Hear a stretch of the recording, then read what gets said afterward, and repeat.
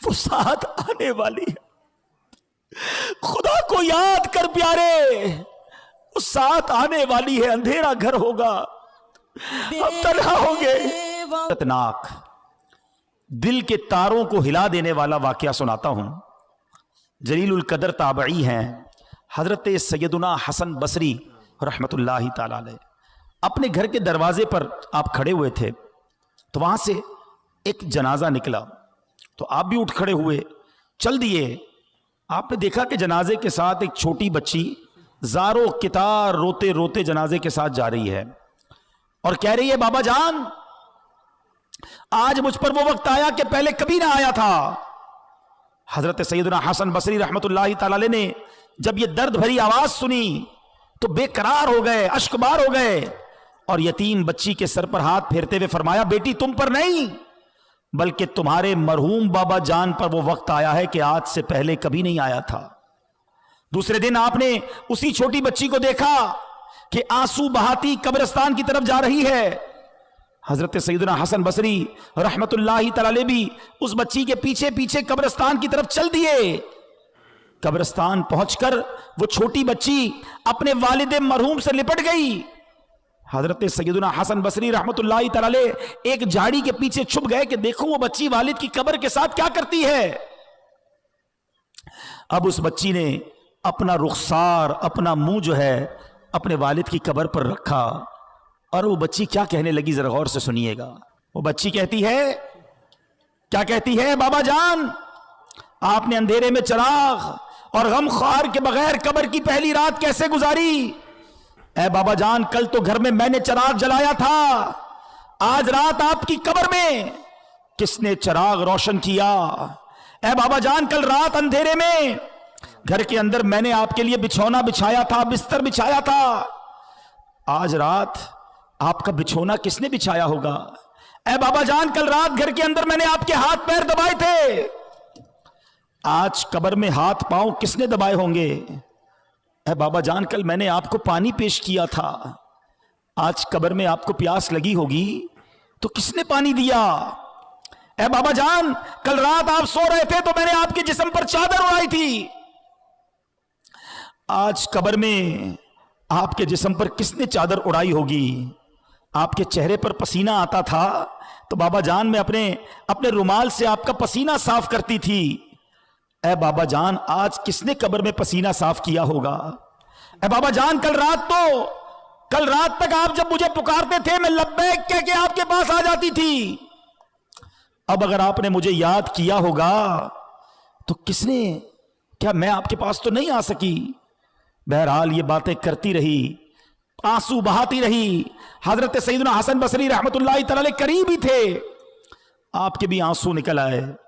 آپ بچی کے پاس آئے اور آ کر بچی سے کہا کہ بیٹا یوں نہ کہو بلکہ بابا جان سے یوں پوچھو کہ اے بابا جان دفن کرتے وقت تو ہم نے آپ کا چہرہ قبلے کی طرف کیا تھا، بابا جان کیا اب بھی آپ کا چہرہ قبلے کی طرف ہے یا بدل دیا گیا ہے.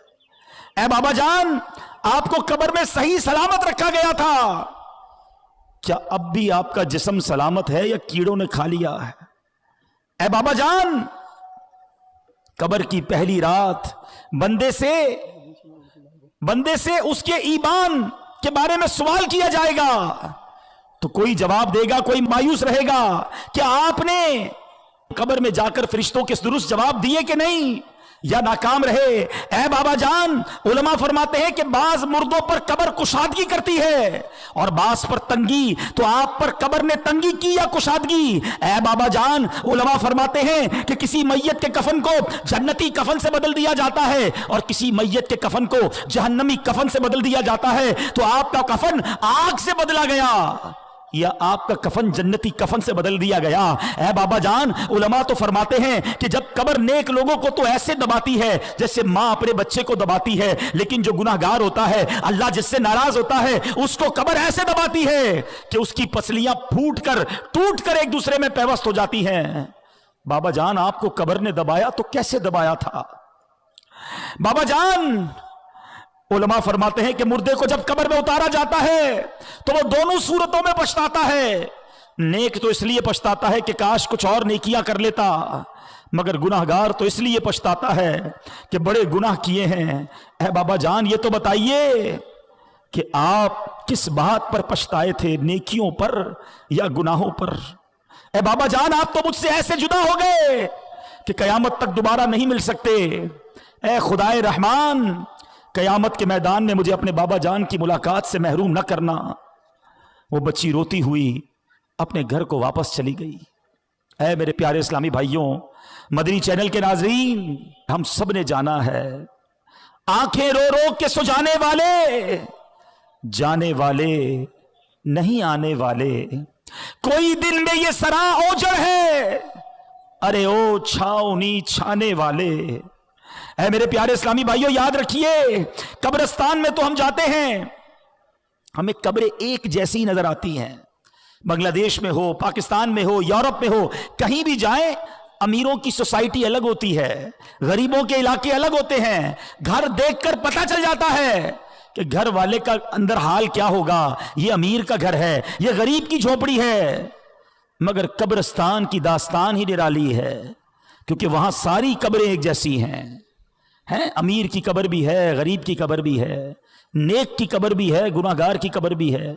ऊपर से सारी कब्रें एक जैसी हैं, मगर हर कब्र का हाल जुदा है।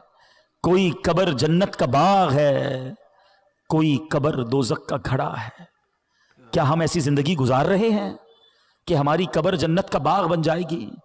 आज हर दूसरे बंदे को यह फिक्र है कि घर रोशन हो जाए, घर हवादार हो जाए, छोटा घर है बड़ा हो जाए। कभी यह सोचा कि जिस कब्र में मैं जाऊंगा उसमें आग तो नहीं होगी, उसमें बिच्छू तो नहीं होंगे, उसमें कीड़े मकोड़े तो नहीं होंगे? अरे इस दुनिया में कितने साल रहोगे? 50 साल, 60 साल, 70 साल, फिर तो जाना है ना। और हम में से कई तो ऐसे हैं जो एवरेज उम्र है उसकी अक्सर उम्र गुजार ली है। अब तो कभी भी दुनिया से जाना हो सकता है। और याद रखिएगा, दुनिया में मैं और आप एक तरतीब से आए हैं। पहले हमारे दादा आए, फिर हमारे वालिद आए, फिर हम आए, फिर हमारे बच्चे आए, और फिर बच्चों के बच्चे आए। ऐसा ही है ना, एक तरतीब है, एक सीक्वेंस है। लेकिन जाने की ये तरतीब हो ये जरूरी नहीं है। दादा दुनिया में होता है और पोता दुनिया से चला जाता है। बूढ़ा बाप मौजूद होता है, जवान बेटा कब्र में चला जाता है। कब्रिस्तान गए ना, अब अगली बार जाना तो एक और चीज नोट करना। आपको कब्रिस्तान में तख्ती लगी होती है कब्र के ऊपर, उम्र बताती है कि ये 25 साल के नौजवान की कब्र है, ये 70 साल के बूढ़े की कब्र है, ये 30 साल के मर्द की कब्र है, ये 35 साल की औरत की कब्र है। सोचो, जब ये सब चले गए ना तो मेरी बारी भी आने वाली है।